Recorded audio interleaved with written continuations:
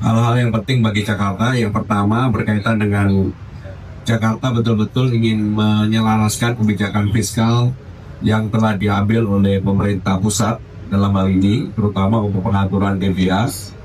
Pemerintah Jakarta sama sekali tidak argue terhadap itu. Kami akan mengikuti dan kami akan menyesuaikan karena kami tahu pasti langkah yang diambil oleh pemerintah pusat sudah dipikirkan secara matang dan kami mengikuti sepenuhnya.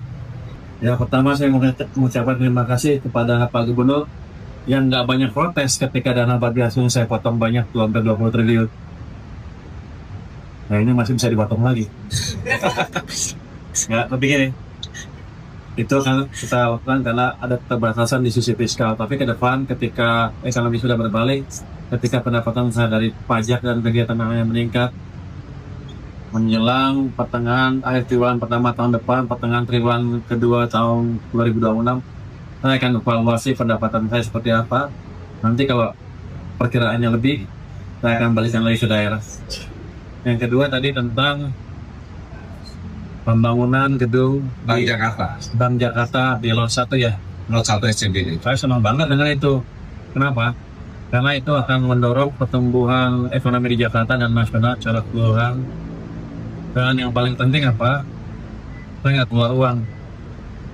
Uangnya dari Bank DKI. Jadi Bank DKI cukup banyak uang daripada nggak dipakai, lebih baik dipakai untuk tadi meningkatkan akses perekonomian, pembangunan, utamanya ada demand semen naik, penciptaan tenaga kerja dan lain-lain.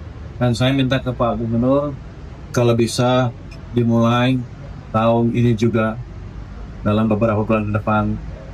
Pak Gubernur setuju. Jadi kita melihat impact dari strategi ini mulai tahun ini mulai terlihat. Ini kan bangun gedung berapa? 14 bulan jadi? 15 bulan. Jadi akan berdampak ke depan. Dengan itu saya pikir yang lain juga akan ikut pembangunan.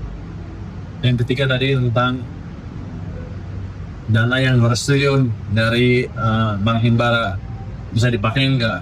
Itu pada dasarnya itu adalah bisnis to bisnis. Kalau menguntungkan mereka bisa langsung datang ke Himbaranya.